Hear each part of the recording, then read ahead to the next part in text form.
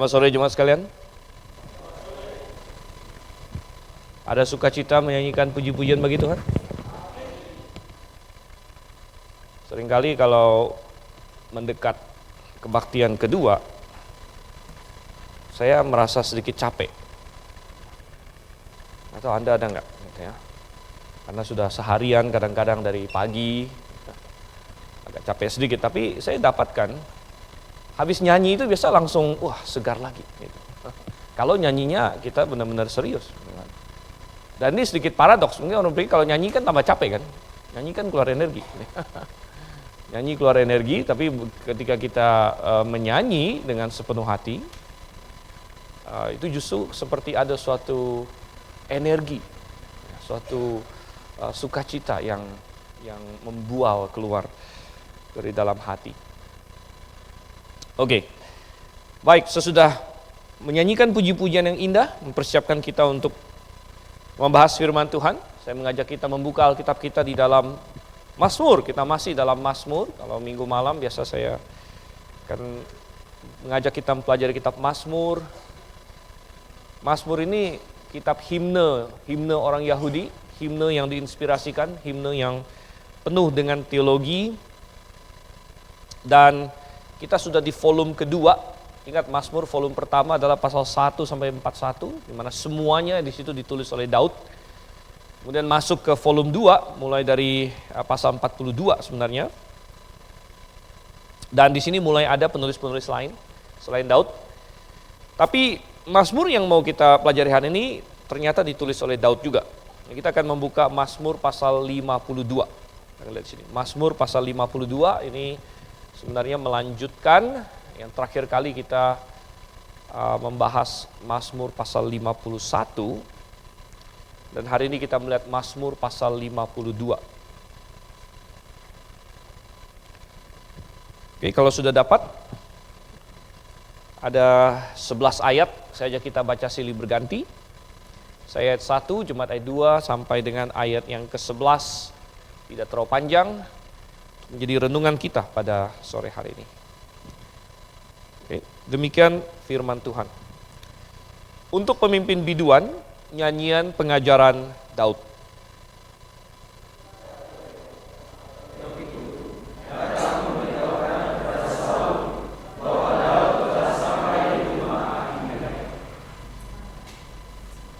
Mengapa engkau memegahkan diri dengan kejahatan, hai pahlawan, terhadap orang yang dikasihi Allah sepanjang hari?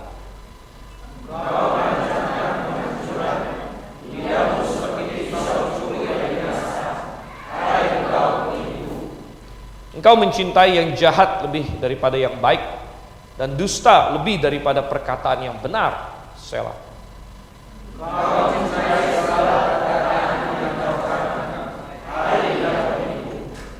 Tetapi Allah akan merobohkan engkau untuk seterusnya. Ia akan merebut engkau dan mencabut engkau dari dalam kemah, membantu engkau dari dalam negeri orang-orang hidup. Selah.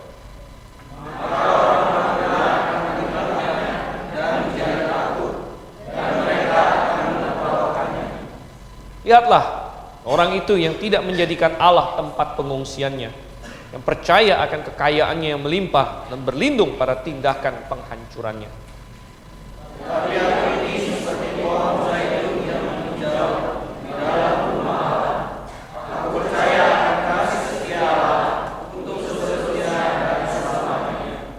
Aku hendak bersyukur kepadamu selama-lamanya, sebab engkaulah yang bertindak. Karena namamu baik, aku hendak memasyurkannya di depan orang-orang yang Engkau kasihi. Baik, mari kita bersama dalam doa. Bapa di surga, kami membaca satu lagu yang telah dituliskan 3000 tahun yang lalu. Lagu yang kami tidak tahu lagi melodinya seperti apa.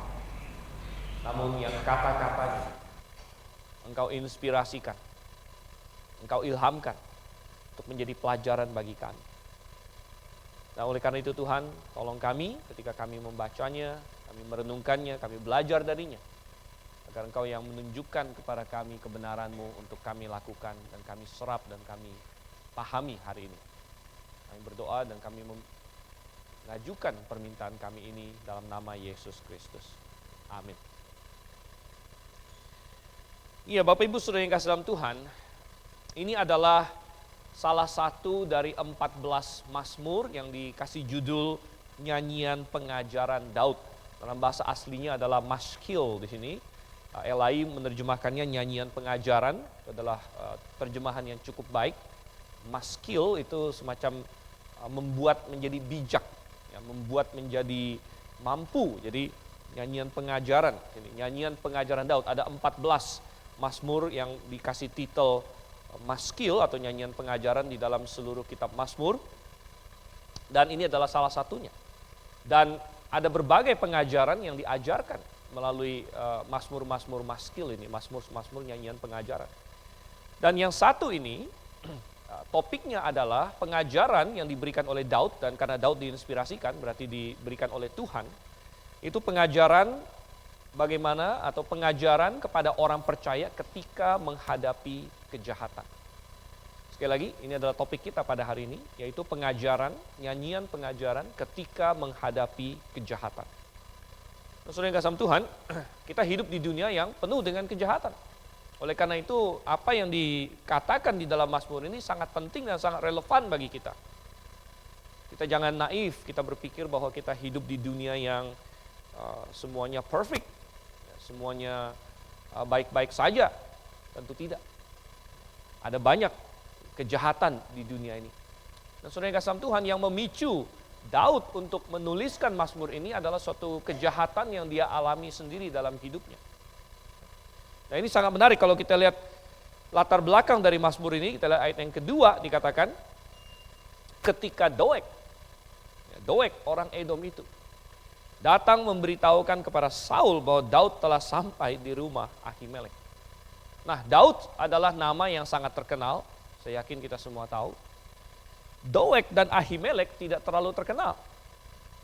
Mungkin sebagian orang Kristen bertanya, siapa Doeg? Namanya saja lucu bunyinya, gitu kan? Doeg, begitu. Dan siapa Doeg? Doeg ini disebut sebagai orang Edom. Dan Ahimelek adalah imam. Ahimelek adalah imam besar pada waktu itu. Pada waktu Daud pada periode Mazmur ini ditulis. Dan siapa Doeg? Ya, Doeg kalau kita baca, coba kita buka di dalam 1 Samuel. Kita akan melihat sedikit latar belakang dari peristiwa yang menginspirasikan Daud untuk menuliskan Mazmur ini. Saya ajak kita lihat pertama di 1 Samuel pasal yang ke-21. Kita lihat di sini. 1 Samuel pasal 21, saya akan bacakan ayat 1 sampai dengan ayat yang ke-9. Dan konteksnya adalah Daud baru saja lari dari Saul. Jadi dia bikin kesepakatan dengan Yonatan, bahwa Yonatan akan mengecek hati bapaknya. Itu ada di pasal yang ke-20 dan pasal yang ke-19 di situ. Dan mereka mendapatkan bahwa Saul sudah bertekad bulat untuk membunuh Daud. Dan oleh karena itu Daud mulai lari. Lalu kita lihat pasal 1 Samuel 21 ayat 1, dikatakan di sini, sampailah Daud ke Nob kepada Ahimelek imam itu. Jadi Ahimelek adalah imam besar, dia tinggal di tempat namanya Nob waktu itu. Dengan gemetar Ahimelek pergi menemui Daud. Jadi kita melihat di sini bahwa Ahimelek sudah memiliki firasat sebenarnya bahwa datangnya Daud ini ada yang tidak benar gitu. Ada sesuatu yang mencurigakan, ada sesuatu yang tidak lazim ya, bahwa Daud datang pada waktu itu. Dan dikatakan sini dengan gemetar Ahimelek pergi menemui Daud dan berkata kepadanya, "Mengapa engkau seorang diri dan tidak ada orang bersama-sama dengan engkau?" Ayat 2, jawab Daud kepada Imam Ahimelek, "Raja menugaskan sesuatu kepadaku," katanya kepadaku, "siapapun juga tidak boleh mengetahui sesuatu dari hal yang kusuruh kepadamu dan yang kutugaskan kepadamu ini. Sebab itu orang-orangku telah kusuruh pergi ke suatu tempat. Maka sekarang apa yang ada padamu? Berikanlah kepadaku 5 roti atau apapun yang ada." Lalu jawab imam itu kepada Daud, tidak ada roti biasa padaku, hanya roti kudus yang ada. Asal saja orang-orangmu itu menjaga diri terhadap perempuan.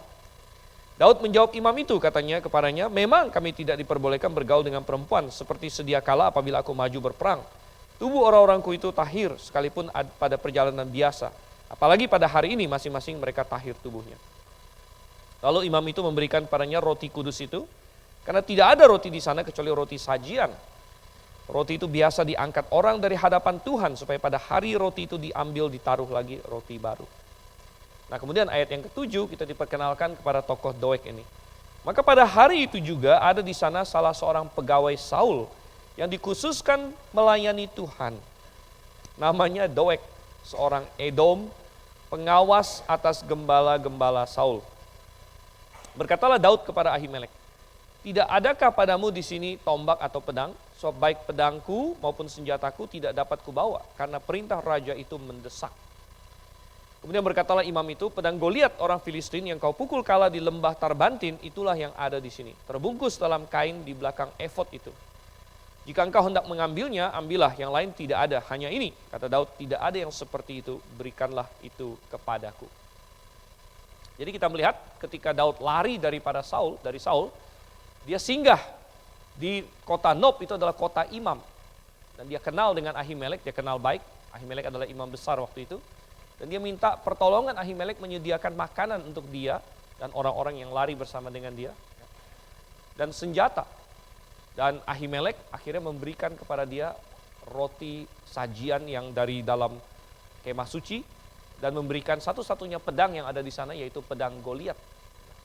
Dan rupanya pedang Goliat itu semacam mungkin sudah dijadikan semacam barang relik nasional pada waktu itu.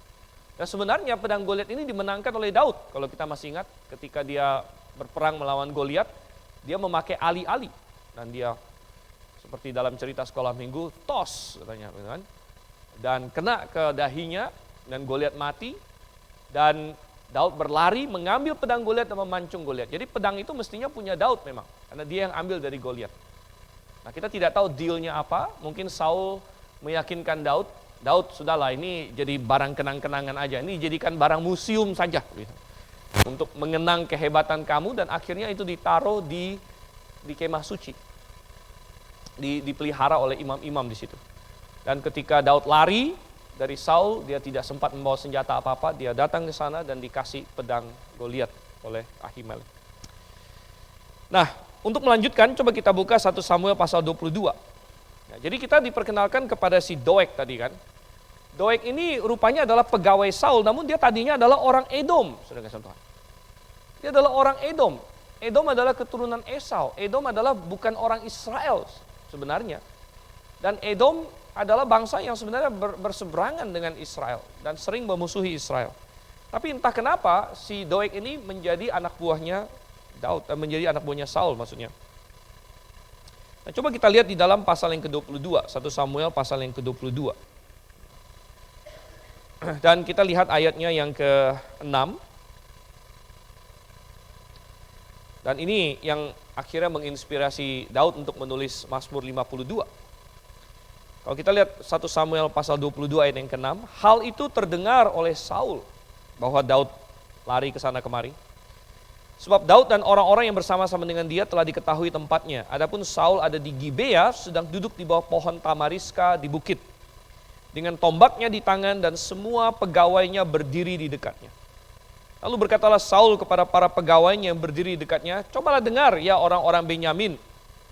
Apakah anak Isai itu juga akan memberikan kepada kamu sekalian ladang dan kebun anggur? Apakah ia akan mengangkat kamu sekalian menjadi kepala atas pasukan 1000 dan atas pasukan 100? Sehingga kamu sekalian mengadakan persepakatan melawan aku. Dan tidak ada seorang pun yang menyatakan kepadaku bahwa anakku mengikat diri dengan anak Isai itu. Tidak ada seorang pun dari kamu yang cemas karena aku dan yang menyatakan kepadaku bahwa anakku telah menghasut pegawaiku melawan aku menjadi penghadang seperti sekarang ini. Dan kita melihat bahwa setelah Saul ditolak oleh Tuhan menjadi raja, dia benar-benar mengalami keruntuhan mental sebenarnya. Dan dia masuk kepada suatu paranoia yang begitu tinggi. Dan dia sangat takut bahwa Daud akan menggantikan dia menjadi raja. yang sebenarnya memang akan terjadi. Gitu. Tapi dia sangat paranoid dengan Daud. Dan paranoid dia itu akhirnya berlipat-lipat kepada semua orang di sekelilingnya. Dia menjadi tidak percaya, dia melihat adanya persepakatan dan konspirasi kemanapun dia menoleh. Bahkan pernah dia hampir menombak anaknya sendiri. Dia lemparkan tombaknya kepada Yonatan. Dan dia bahkan menghina istrinya sendiri. Dan lain sebagainya. Dia berpikir anaknya menentang dia, dia pikir istrinya menentang dia. Dia tuduh semua anak buahnya menentang dia. Dan dari semua kemelut itu, muncullah si Doeg ini lagi. Coba kita lihat, lanjutkan lagi di sini. Masih di pasal 22 ayatnya yang ke-9. Jadi di tengah paranoia Saul, di tengah ketidakstabilan mental dan spiritual dia, ayat 9, lalu menjawablah Doeg, orang Edom itu, yang berdiri dekat para pegawai Saul, katanya, telah kulihat bahwa anak Isai itu datang ke Nob kepada Ahimelek bin Ahitub. Ia menanyakan Tuhan bagi Daud dan memberikan bekal kepadanya. Juga pedang Goliat orang Filistin itu diberikannya kepadanya. Nah, kalau kita lihat apa yang dilaporkan oleh si Doeg ini kepada Saul, ini adalah gabungan dari kebenaran dan kesalahan sebenarnya. Ini adalah campuran antara dusta dan fakta. Memang benar bahwa Ahimelek memberikan bekal berupa roti sajian, dan memang benar dia memberikan pedang Goliat kepadanya, tapi Alkitab di pasal 21 tidak ada berkata apa-apa soal menanyakan Tuhan bagi Daud. Dan ini ditambahkan oleh Doeg di sini untuk memberikan kesan yang semakin mendalam bahwa Ahimelek tahu persis akan misinya Daud. Padahal kalau kita baca di pasal yang ke-21, Daud menyembunyikan misinya dari Ahimelek. Dan Ahimelek tidak tahu sama sekali apa yang Daud lakukan. Tetapi dengan laporan yang diberikan oleh Doeg di sini, dia memberikan kesan kepada Saul bahwa Ahimelek tahu apa yang sedang dilakukan oleh Daud. Bahkan dia menanyakan Tuhan bagi Daud tentang mungkin dalam tanda kutip yang dikira oleh Saul adalah pemberontakan dia melawan Saul. Dan bahwa kalau demikian berarti Ahimelek setuju bahwa Daud memberontak terhadap rajanya, terhadap Saul. Saudara yang kasih Tuhan, dari konteks seperti inilah Mazmur pasal yang ke-52 ditulis.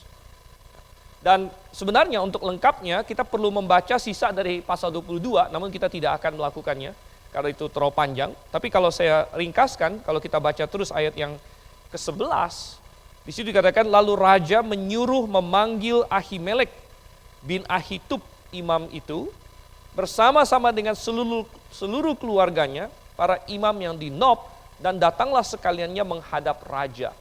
Jadi setelah mendengar informasi dari Doeg ini, segeralah dikirim, ya mungkin pasukan raja begitu untuk memanggil Ahimelek ini beserta seluruh keluarganya. Nah, kita tidak tahu berapa banyak waktu yang dibutuhkan. Ya, bagi Saul yang tadinya ada di Gibea untuk kirim orang ke Nob, kemudian kumpulkan semua orang imam di situ, kemudian bawa untuk menghadap Saul. Kita tidak tahu berapa banyak waktu yang dibutuhkan. Apakah mungkin beberapa hari? Tapi akhirnya mereka dikumpulkan. Dan singkat cerita, kalau kita baca sisa dari pasal 22, Saul menuduh Ahimelek bahwa dia telah memberontak bersama dengan Daud, sambil Ahimelek mempertahankan bahwa dia tidak tahu apa-apa. Dan Saul tidak mau dengar. Dan Saul menyuruh pasukannya untuk membantai semua imam-imam itu. Dan tidak ada seorang pun yang mau. Tetapi akhirnya Saul menyuruh Doeg untuk melakukannya. Dan Doeg melakukannya. Nah, coba kita kembali lagi ke Mazmur pasal yang ke-52, saudara yang kasih Tuhan. Sesudah kita melihat latar belakang itu, cukup menarik bahwa dikatakan di ayat yang kedua, bahwa nyanyian pengajaran ini, maskil ini, diberikan atau dibuat oleh Daud ketika Doeg orang Edom itu datang memberitahukan kepada Saul bahwa Daud telah sampai di rumah Ahimelek. Dan ini mengindikasikan kepada kita bahwa memang di antara orang-orang di sekeliling Saul itu ada banyak yang bersimpati kepada Daud. Sehingga ketika Doeg berbicara tentang insiden di Nob itu, berbicara atau membocorkan kepada Saul bahwa Daud ada datang ke Nob dan sebagainya, ada orang yang di sekitar situ yang mendengar Doeg berbicara seperti itu, dan kemudian memberitahukan kepada Daud, Daud, Doeg sudah menceritakan tentang kamu ada di Nob. Dan indikasinya, walaupun kita tidak bisa tahu secara absolut, adalah indikasinya pada waktu Mazmur ini ditulis, Doeg bahkan belum membunuh imam-imam itu. Karena kalau misalnya Doeg sudah membunuh imam-imam itu, mungkin judulnya akan beda lagi. Gitu kan. Judulnya adalah, yang lebih parah adalah ketika Doeg orang Edom itu membunuh seluruh keluarga imam. Jadi tadi kita bilang, kita tidak tahu persis berapa banyak waktu yang ada antara Saul tahu dari Doeg masalah itu dengan dia mengumpulkan semua imam. Apakah beberapa hari, apakah bisa atau beberapa minggu atau lain sebagainya. Tetapi dalam jangka waktu itu, Daud mendapatkan informasi ini. Dan saya yakin bahwa Daud mengenal Doeg, karena Daud adalah panglimanya Saul, dan dia tahu anak buahnya Saul, dan dia kenal dengan Doeg ini. Dan dia tahu karakternya Doeg. Dan dia sudah bisa memperkirakan apa yang Doeg akan lakukan. Dan dia sudah tahu bahwa ini akan mendatangkan masalah yang sangat besar. Dan oleh karena itu dia menulis Mazmur ini, saudara yang kasih Tuhan. Dan memang benar, apakah Daud sudah tahu atau belum tahu waktu dia menulis Mazmur ini, Doeg belakangan membantai seisi rumah Ahimelek 85 imam. 85 imam dia bantai, dan di mana tidak ada satu orang Israel lain pun yang berani melakukannya. Fakta bahwa Doeg adalah seorang Edom yang tidak peduli dengan keimamatan Israel membuat dia berani untuk membunuh imam besar. Yang di mana tidak ada satu orang Benyamin pun, tidak ada satu orang Israel pun yang mau melakukannya. Dan saudara kasih Tuhan, dalam menghadapi kejahatan yang begitu besar ini, pengajaran apa yang firman Tuhan berikan kepada kita? Pengajaran apa yang Daud sarikan melalui inspirasi di sini? Oke, ada beberapa saudara yang kasih Tuhan. Kita tidak akan terlalu melebar kemana-mana, tapi kita akan lihat ada 3 hal sesuai dengan pembagian Mazmur ini, yaitu pertama dari ayat 3 sampai dengan ayat yang ke-6. Ayat 3 sampai dengan ayat yang ke-6 berbicara mengenai kejahatan manusia. Kejahatan manusia. Jadi fakta bahwa memang ada manusia yang jahat. Dan berbicara mengenai Doeg, Daud berkata, "Mengapa engkau memegahkan diri dengan kejahatan, hai pahlawan?" Hai pahlawan di sini adalah semacam sindiran. Doeg adalah seorang pegawai Saul, dia adalah seorang prajurit, dia orang yang pandai memakai pedang. Jadi Daud menyindir dia, hai pahlawan. Karena siapa yang dia lawan? Yang dia lawan, Doeg seorang prajurit yang sudah biasa berperang lain sebagainya. Dia melawan imam-imam yang tidak memegang pedang, yang tidak punya senjata. Bahkan tadi kita sudah baca, satu-satunya senjata di Nob adalah pedang Goliat gitu. Dan itu pun sudah diberikan kepada Daud. Jadi si Doeg ini berhadapan, hai pahlawan, hebat sekali kamu begitu kan. Kamu membantai orang-orang yang tidak memegang senjata sama sekali. Dan yang lebih parahnya lagi adalah engkau memegahkan diri dengan kejahatan. Saudara yang kasih Tuhan, ketika seseorang berbuat jahat, oke, itu adalah suatu pelanggaran, itu adalah hal yang jahat. Tetapi lebih parah lagi, kalau misalnya dia bahkan bangga dengan kejahatannya itu. Dia merasa hebat dengan kejahatannya itu. Dan sepertinya inilah yang dilakukan oleh Doeg. Dia melihat ada kesempatan. Dia melihat bahwa, ingat bahwa dia adalah seorang asing, dia seorang Edom. Ya, jadi saya yakin manusia dari zaman dulu sampai dulu itu ada sedikit istilahnya membela kelompok sendiri. Nah ini makanya ada namanya rasisme, makanya ada namanya bias dan lain sebagainya. Ya, manusia secara natural membela kelompoknya sendiri, membela sukunya sendiri, membela seperti dalam ketika tadi kita baca, ya, Saul berkata kepada anak buahnya yang kebanyakan orang Benyamin, dia bilang, hai orang Benyamin, apakah anak Isai itu? Dia kan orang Yehuda maksudnya Saul. Dia kan orang Yehuda, hai anak buahku orang Benyamin, ngapain kalian bela orang Yehuda? Apakah dia akan kasih kalian pasukan akan angkat kalian menjadi nilai saya. Jadi Saul mencoba memainkan sentimen kesukuan di sini. Kalian kan orang Benyamin, mestinya dukung aku, Raja Benyamin, daripada dukung anak Isai itu dan sebagainya. Tetapi ini adalah hal yang natural bagi manusia, dan Doeg sebagai seorang luar dari Edom bahkan, ya pastinya awal-awalnya itu berada dalam posisi yang tidak diuntungkan gitu, ketika dia masuk di situ. Tetapi Doeg melihat ada peluang. Doeg melihat ada peluang di mana justru karena dia bukan orang Yahudi, justru karena dia bukan orang Israel, dan dia tidak punya keseganan itu terhadap imam besarnya Israel. Dia tidak punya rasa hormat kepada imam besar Israel sebagaimana yang dimiliki rasa hormat yang natural bagi orang Israel manapun, hormat kepada namanya imam besar. Ya. Sehingga anak buahnya Saul tidak ada yang mau. Tetapi Doeg di sini melihat ada kesempatan, disinilah saya bisa mengambil keuntungan, disinilah saya bisa membalikkan keadaan saya yang tadinya kurang diuntungkan karena saya bukan orang Israel, saya adalah orang Edom. Tapi saya mau balikkan di sini, justru di sini saya menjadi orang yang dipercaya oleh Saul. Saya menjadi orang yang berjasa bagi Saul. Dan saudara yang kasih Tuhan, itu dia lakukan dan rupanya dia bangga akan itu. Mungkin dia berasa, wah pintar sekali saya, gitu kan? Seperti orang kaya bodoh yang diceritakan oleh Tuhan Yesus yang berkata kepada jiwanya sendiri, gitu kan? Hai jiwaku, tenanglah, katanya.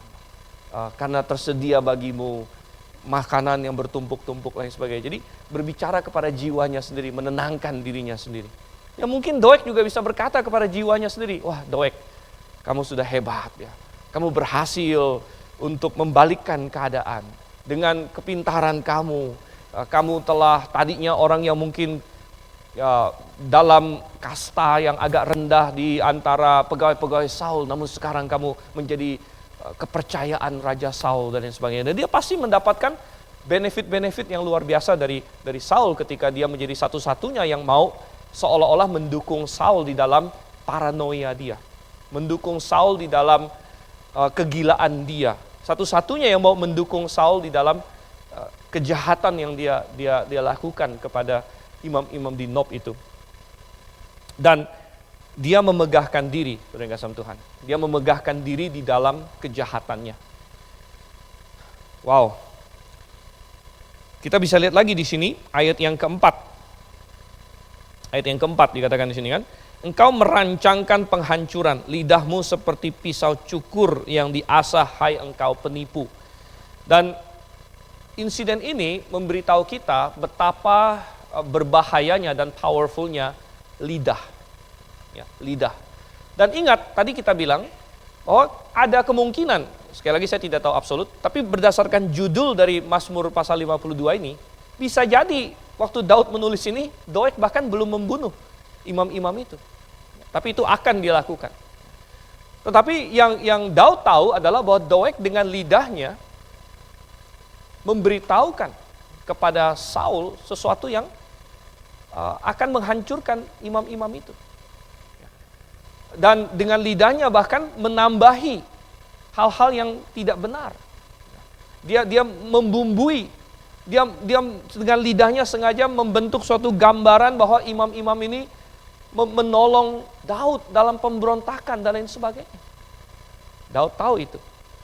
Dan dia berkata, engkau telah merancangkan penghancuran dengan lidahmu. Dan ini menggarisbawahi apa yang di bagian firman Tuhan lain katakan. Misalnya di Yakobus, kita diingatkan bahwa lidah adalah barang yang kecil, namun dia seperti api yang bisa membakar seluruh dunia. Betapa dengan lidah, orang bisa berbohong, bisa bersaksi dusta, dan itu bisa mengacaukan begitu banyak hal. Banyak perang dimulai karena kebohongan. Banyak pertikaian dimulai karena ketidakjujuran.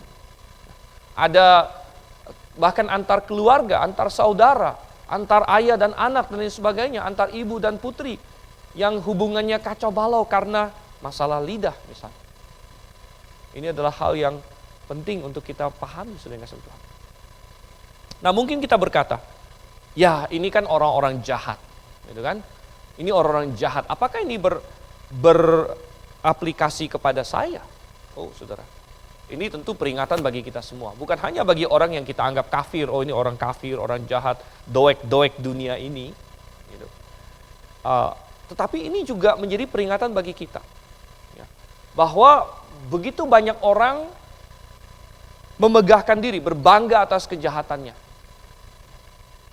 Banyak orang hari ini juga bangga atas banyak hal yang salah. Ada orang yang bangga misalnya dia berhasil mendapatkan untung yang besar. Walaupun untungnya dia dapatkan secara salah misalnya. Dengan melanggar firman Tuhan, tapi dia merasa bangga bahwa dia berhasil.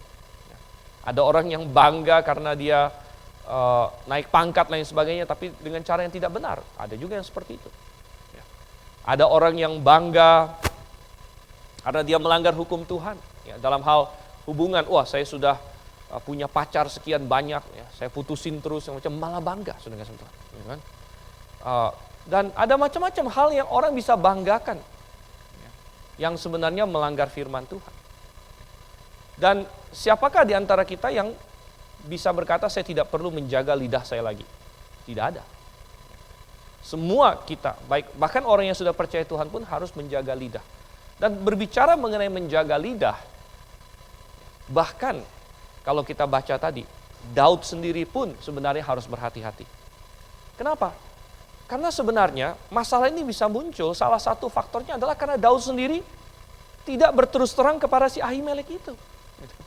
Daud sendiri tidak mengatakan kepada Ahimelek dengan terus terang bahwa saya ini sebenarnya sedang lari dari Saul. Tetapi dia memberikan kesan kepada Ahimelek bahwa dia sedang melaksanakan suatu misi dari Raja Saul. Dan itu membahayakan Ahimelek akhirnya. Coba kita buka kembali ke 1 Samuel pasal 22, saudara. Dan rupanya Daud akhirnya menyadari hal itu dan dia menyesal akan hal tersebut. Di antara semua keluarga Ahimelek, akhirnya hanya satu yang lolos. Yaitu seorang anak dari Ahimelek, namanya Abiatar di situ. Dan kalau kita lihat dari ayat, kembali ke 1 Samuel 22 dari ayat 20, 1 Samuel 22 ayat 20 dikatakan, tetapi seorang anak Ahimelek bin Ahitub namanya Abiatar luput. Jadi satu-satunya yang luput. Ia melarikan diri menjadi pengikut Daud. Ketika Abiatar memberitahukan kepada Daud bahwa Saul telah membunuh para imam Tuhan, berkatalah Daud kepada Abiatar, memang pada hari itu juga ketika Doeg orang Edom itu ada di sana, aku telah tahu bahwa pasti ia akan memberitahukannya kepada Saul. Akulah sebab utama daripada kematian seluruh keluargamu. Jadi kita melihat di sini Daud menyadari bahwa dia punya andil di dalam kematiannya Ahimelek dan seluruh keluarganya dan semua keluarganya si Abiatar satu-satunya yang tersisa di sini. Dan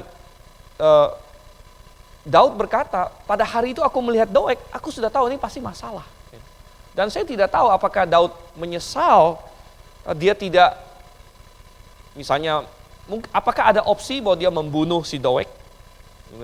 Ketika dia melihat, wah ini ada Doeg ini. Dia barusan lihat saya ngobrol dengan Ahimelek. Dan ini pasti jadi masalah ini. Tapi apakah saya akan membunuh dia? Nah, ironisnya adalah, kalau misalnya Daud itu orang yang seperti Saul, dia akan membunuh Doeg. Kenapa? Karena Saul adalah tipe orang yang paranoid tadi saya katakan.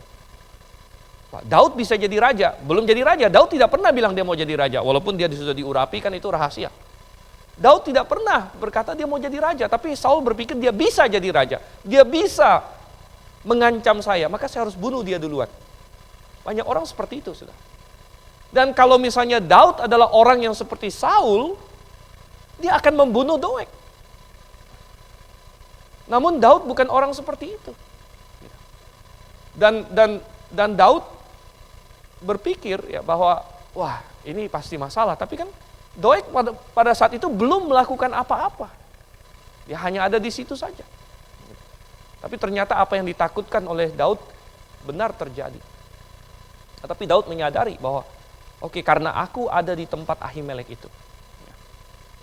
Dan karena saya membohongin Ahimelek juga. Kalau misalnya Daud terus terang kepada Ahimelek, Ahimelek, saya dalam bahaya besar. Saul kejar-kejar saya, mau bunuh saya. Tolong saya. Nah, di sini minimal Ahimelek tahu apa yang terjadi, sehingga kalau Ahimelek memilih untuk mendukung Daud pun itu dengan penuh pengertian misalnya. Gitu ya. Bukan seperti yang terjadi di mana dia seperti orang buta yang tiba-tiba dituduh kamu mendukung Daud. Padahal dia tidak tahu apa-apa. Nah, jadi kalau kita kembali lagi ke pasal 52 di sini, kita diingatkan bahwa memang ada orang yang kejahatannya menggunung, ada orang yang kejahatannya besar, tetapi bukan berarti kita tidak perlu menjaga diri kita sendiri. Bahkan sebagai orang percaya pun hati-hati dengan lidah kita. Kebohongan Daud terbukti membahayakan Ahimelek. Dan bahkan akhirnya sampai dia satu keluarga mati. Saya teringat akan tokoh lain dalam Alkitab yang juga berbohong. Tokoh ini tokoh besar juga, yaitu Abraham. Abraham adalah bapak orang beriman. Tapi ternyata dia punya kebiasaan kemana-mana berbohong. Yaitu kemana-mana dia bilang sama orang bahwa istrinya adalah adiknya. Nah, sebagai pembelaan dia pernah berkata, ya secara teknis memang benar adik saya, dia bilang gitu kan. Karena ini adalah anak dari ayah saya, cuma dari ibu yang berbeda. Namun saudara yang kasih Tuhan, kebohongan itu bukan masalah teknis atau tidak teknis saja. Kebohongan itu adalah masalah niat hati untuk menipu.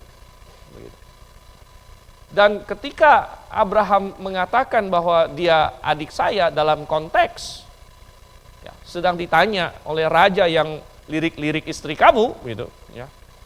Nah, mestinya di situ adalah suatu kebenaran yang disampaikan, ini istri saya. Gitu. Tapi dia berkata, ini adalah adik saya. Karena Abraham berbohong. Dan kebohongan dia menimbulkan banyak masalah, saudara. Kalau bukan Tuhan yang intervensi, janji Tuhan kepada Abraham bisa gagal total. Bayangkan, Sarah 2 kali hampir diambil jadi istri oleh orang lain. Padahal Tuhan sudah janji, dari keturunan Sarah lah akan dilahirkan keturunan Abraham. Anda bisa bayangkan kalau Sarah diambil jadi istri orang lain, bagaimana dengan janji Tuhan? Dan lebih parah lagi, kalau misalnya sudah sempat diperistri, lalu misalnya kalau Tuhan terlambat bertindak, sudah diperistri dulu, katakanlah di kemudian hari dibalikan ke Abraham pun, lalu melahirkan anak, akan muncul tandanya, ini anaknya Abimelek atau anaknya Abraham, gitu. Sama-sama ab depannya, gitu kan. Ya. Satu Abimelek, satu Abraham. Ini anak siapa? Waktu itu belum ada tes DNA, saudara. Tetapi Tuhan bertindak. Tuhan tahu bahwa Abraham sudah melakukan kesalahan, tapi Tuhan bertindak karena janjinya, dan Tuhan menghukum ya, baik Firaun maupun Abimelek sebenarnya. Jadi kembali lagi ke Mazmur pasal yang ke-52. Di sini kita melihat ada kejahatan, ada penipuan dengan lidah dan sebagainya. Dan ini bukan hanya istilahnya peringatan bagi orang yang tidak mengenal Tuhan, peringatan bagi orang yang jahat dan sebagainya, yang kita anggap doek-doek dunia ini. Tapi ini adalah peringatan bagi Daud dunia ini juga, ya. Bagi orang-orang percaya juga. Oke, sekarang kita masuk ke hal kedua yang diajarkan oleh Daud di dalam Mazmur ini, yaitu dari ayat yang ke-7 sampai dengan ayat yang ke-9. Kita lihat di sini. Ayat yang ke-7 sampai dengan ayat yang ke-9. Ini berbicara mengenai penghakiman Tuhan. Oke, jadi ada kejahatan manusia, tetapi ada penghakiman Tuhan.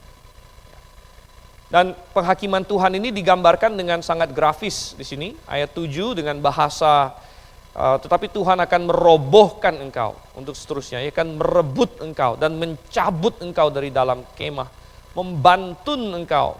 Membantun itu kayak melemparkan jauh begitu. Membantun engkau dari dalam negeri orang-orang hidup. Dan Daud sangat yakin bahwa Tuhan akan menghakimi. Dan ingat bahwa Daud yang menulis Mazmur ini bukanlah Daud yang sudah berkuasa. Daud yang menulis Mazmur ini bukanlah Daud yang sudah duduk enak di atas tahta. Daud yang menulis Mazmur ini adalah Daud yang masih jadi buronan, pelarian Dia tidak punya kuasa apa-apa. Dan mungkin dia berpikir bagaimana saya bisa membalaskan si Doeg ini. Ya kan? Bagaimana saya bisa mendatangkan keadilan untuk imam-imam yang di Nob ini. Bagaimana saya bisa membalaskan kejahatannya si Doeg. Tapi Daud pada waktu itu tidak punya kuasa apa-apa. Demikian juga begitu sering kita melihat kejahatan terjadi dan kita tidak bisa melakukan apa-apa. Sepertinya secara manusiawi. Dan kejahatan sepertinya berlalu begitu saja. Ya, namun jawabannya adalah penghakiman Tuhan. Jawabannya adalah penghakiman Tuhan. Ini adalah suatu konstan yang kita harus punya iman untuk percaya bahwa Tuhan akan membalas. Dan ini adalah efek dari kita percaya bahwa ada Tuhan. Dan bahwa Tuhan itu adalah hakim. Dan ini adalah suatu bentuk kepercayaan kita kepadanya. Oleh karena itulah Tuhan berkata pembalasan adalah hakku. Janganlah kamu mencari balas dendam pribadi. Karena pembalasan adalah hakku. Dan apakah kita bisa hidup sesuai dengan prinsip itu tergantung apakah kita benar-benar beriman kepada Tuhan. Bahwa sekalipun sepertinya saya mau membalaskannya, tapi ketahuilah bahwa Tuhan punya sesuatu yang lebih baik. Pembalasan Tuhan lebih baik. Dan yang sangat menarik dari kisah ini adalah fakta bahwa sebenarnya ada banyak level pembalasan Tuhan. Pembalasan Tuhan kita tidak bisa paksakan Tuhan harus datang sekarang juga. Kita tidak bisa paksakan ke Tuhan, aku mau engkau membalas dia pada saat ini juga. Tidak. Tuhan punya waktu dia sendiri. Tuhan punya tujuan dia sendiri. Banyak orang bertanya, kenapa Tuhan belum menghukum iblis? Itu contoh yang paling jahat. Yang paling jahat di dunia siapa sih? Ya, katakanlah iblis. Iblis adalah pribadi paling jahat. Kenapa Tuhan belum hukum dia? Kenapa dia masih seperti singa yang mengaum-ngaum mencari orang yang dapat ditelannya? Tuhan punya waktu dia sendiri. Tetapi penghakiman Tuhan itu pasti. Dan penghakiman Tuhan itu bisa sampai kepada generasi-generasi yang selanjutnya. Mengingat pembantaian imam di Nob, sebenarnya siapa di situ yang bertanggung jawab? Tadi kita sudah lihat. Kita bisa anggap Doeg bertanggung jawab. Tapi Doeg disuruh siapa? Saul. Saul bertanggung jawab. Jadi yang bertanggung jawab apakah Doeg, apakah Saul? Kita masukkan lagi tadi orang ketiga. Daud. Daud merasa akulah penyebab utama kematian keluargamu. Jadi Doeg, Saul, Daud sendiri. Tapi bagaimana dengan Tuhan? Nah ini sangat menarik, ada plot twist saudara yang sama Tuhan. Bagaimana dengan Tuhan? Loh, kok Tuhan? Nah rupanya pembantaian imam di Nob itu adalah salah satu penggenapan nubuat Tuhan terhadap Imam Eli. Nah, coba kita buka di dalam 1 Samuel, balik lagi ke 1 Samuel. 1 Samuel, kita harus ke awal sekali, pasal 2. 1 Samuel pasal 2 ayat yang ke-30 dan 31. Jadi kita masih ingat siapa Imam Eli kan? Imam Eli adalah imam yang sampai tua banget dan gendut juga, gendut banget gitu. Dan dia terkenal karena dia punya 2 anak yang sangat jahat yaitu Hofni dan Pinehas. Dan karena kejahatannya mereka dan kegagalan Imam Eli untuk memperingatkan anak-anaknya, maka Tuhan memberikan nubuat di dalam 1 Samuel 2 ayat 30-31. Sebab itu demikianlah firman Tuhan Allah Israel, sesungguhnya aku telah berjanji ke keluargamu dan kaummu akan hidup di hadapanku selamanya. Tapi sekarang demikianlah firman Tuhan, jauhlah hal itu daripadaku. Sebab siapa yang menghormati aku akan kuhormati, siapa yang menghina aku akan dipandang rendah. Sesungguhnya akan datang waktunya bahwa aku akan mematahkan tangan kekuatanmu dan tangan kekuatan kaummu sehingga tidak ada seorang kakek dalam keluargamu. Tuhan bilang, aku akan patahkan, aku akan hancurkan keluargamu sampai tidak ada orang yang menjadi kakek katanya. Tidak orang yang menjadi kakek, ya berarti mati, mereka mati. Mereka mati sebelum mereka bisa jadi kakek sudah. Oke, dan saya tidak akan lanjutkan sisanya. Dan yang tersisa pun katanya, yang tersisa, jadi Tuhan bilang akan ada yang tersisa, tapi yang tersisa pun akan minta-minta, akan mengemislah kepada orang imam kepercayaan yang akan kubangkitkan di sini. Dan bagaimanakah ini bisa digenapi? Gitu kan? Sementara Imam Eli dengan keturunannya ini mereka imam besar pada waktu itu. Ya, jadi imam besar dalam posisi yang nyaman, posisi yang aman pada waktu itu, nyaman dan aman. Ya. Tapi Tuhan mengizinkan apa yang terjadi di Nob itu. Mengizinkan apa yang terjadi di Nob itu, dan itu menggenapi apa yang difirmankan kepada Imam Eli sebenarnya. Jadi kalau kita bertanya, jadi bagaimana nih? Doeg yang membunuh, Saul yang menyuruh, Daud yang gara-gara dia juga katanya, akulah penyebab utamanya. Kemudian lalu ada Tuhan lagi. Tuhan yang sudah menubuatkan bahwa keturunan Eli akan dipatahkan dan akan dihancurkan. Tapi kita melihat semua ini bertalian dengan tidak ada kontradiksi. Tuhan bukan Tuhan yang kayak menentukan Saul berbuat jahat, menentukan Doeg berbuat jahat, tidak. Tuhan tidak tentukan itu. Semua mereka berlaku atas kehendak bebas mereka. Daud bohong atas kehendak bebasnya. Doeg bohong atas kehendak bebasnya, membunuh atas kehendak bebasnya. Ya, Saul juga gila dengan kehendak bebasnya, gitu kan? Dan semua melakukan dengan kehendak bebasnya. Tapi Tuhanlah yang mengizinkan apa yang bisa terjadi, apa yang tidak terjadi. Dan Tuhan yang sudah tahu apa yang akan terjadi, dia sudah bisa menubuatkan ini. Saudara yang kasih Tuhan. Oleh karena itu kita kembali ke Mazmur pasal 52. Oleh karena itu jangan kita takut bahwa mana penghakiman Tuhan, mana penghakiman Tuhan. Ya kan? Tadi salah satu lagu yang dipilih oleh Pak Yudi mimpin nyanyi, apa judulnya itu? Andai sekarang itu ya, apa namanya? Mungkinkah? Bukan apa? Pokoknya ada yang andai hari ini, gitu kan? Ayat 2-nya kan bilang, andai iblis dikalahkan hari ini, andai kejahatan dihancurkan hari ini, andai hari ini. Nah, kita sering berpikir begitu, Tuhan, andai hari ini Engkau menjalankan penghakiman-Mu. Tapi kita harus hati-hati, kalau hari ini dijalankan, jangan-jangan kita kena, begitu kan? Makanya Tuhan itu penuh kesabaran. Ya, Tuhan penuh kesabaran, dan kita harus yakin bahwa penghakiman Tuhan akan datang pada waktu yang tepat. Oke, kembali ke Mazmur 52, saya akan langsung saja masuk ke bagian terakhir, ayat 10 dan ayat yang ke-11 di sini. Sebenarnya banyak yang bisa kita bahas, tapi kita akan fokus di poin-poin utamanya saja. Jadi tadi pertama adalah kejahatan manusia, kemudian yang kedua adalah penghakiman Tuhan, dan yang ketiga adalah kasih setia Tuhan. Kasih setia Tuhan ada di ayat 10 dan ayat 11. Kalau manusia semua berdosa, bahkan Daud pun bukan lepas dari salah. Tadi sudah kita lihat, dalam insiden ini Daud sendiri bukan lepas dari salah. Dia sendiri ada andil sebenarnya.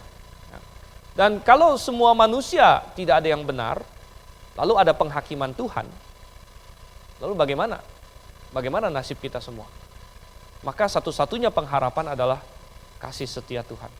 Dan itu yang menjadi penghiburan bagi Daud di ayat 10, ayat yang ke-11, di mana dia berseru, tetapi aku ini seperti pohon zaitun yang menghijau di dalam rumah Allah.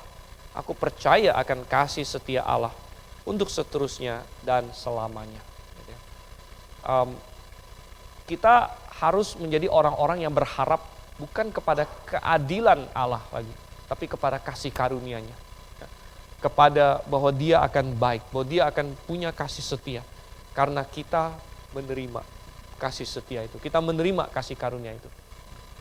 Dan intinya Tuhan berkata, kamu mau aku perlakukan tanpa kasih setia, atau kamu mau aku perlakukan dengan kasih setia, dengan kasih karunia. Dan kasih karunia itu ada di dalam Yesus Kristus. Bagi kita yang perjanjian baru ini sudah semakin jelas.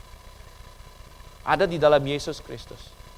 Dan kalau kita menerima Yesus Kristus, maka kita diperlakukan menurut kasih setia, menurut kasih karunia Tuhan. Dan itu akan mengubah diri kita, sehingga kita menjadi orang-orang yang berpihak pada Allah. Dan orang-orang yang kau kasihi, yang bersyukur terus katanya. Ayat 11, aku hendak bersyukur kepadamu selama-lamanya. Dan sekali lagi, ini menunjukkan suatu iman kepada Tuhan. Ini menunjukkan kita di pihak Tuhan. Dan kita tidak menyalahkan Tuhan. Dan ingat, Daud tidak menulis ini ketika dia menjadi raja, saudara.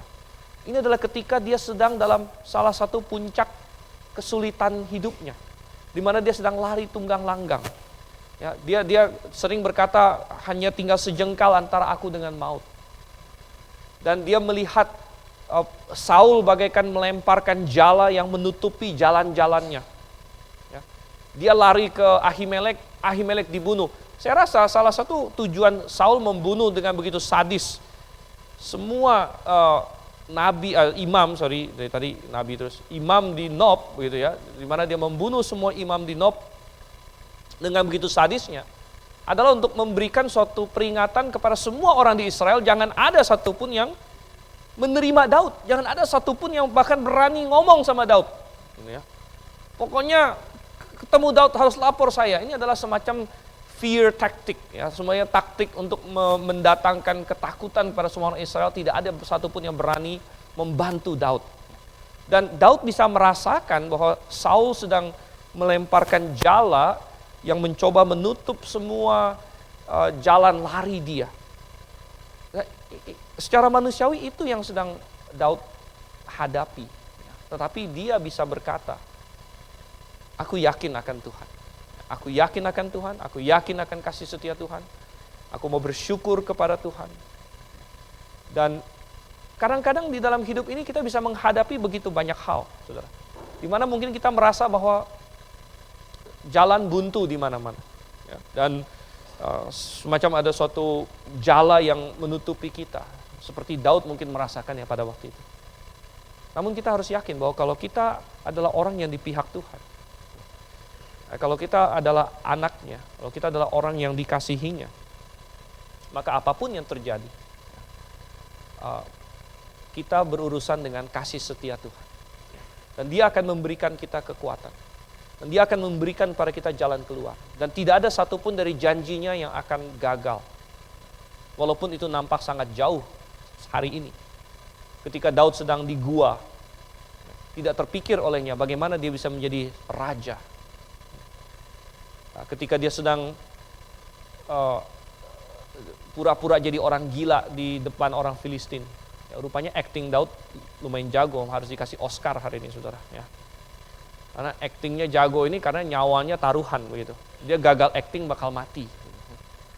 Sampai dia mungkin memang sudah agak-agak setengah gila juga, makanya cukup meyakinkan ini kan ininya. Ya, karena udah stres dia gitu ya. Jadi actingnya sangat meyakinkan. Nah, tapi bagaimana dia berpikir, Tuhan, waktu aku umur belasan tahun aku diurapi, Engkau berjanji aku jadi raja, kok jadi begini? Aku jadi seperti orang gila yang ngemis-ngemis ke sana kemari. Di mana janjimu Tuhan? Di mana janjimu? Kenapa aku jadi orang buronan? Dan sebagainya. Tapi rupanya Daud tetap memiliki suatu keyakinan yang kokoh akan Tuhan. Dia bahkan mengucap syukur atas semua yang telah Tuhan perbuat baginya. Nah, itu harus menjadi pelajaran bagi kita untuk kita lakukan juga pada hari ini. Mari kita bersatu dalam doa.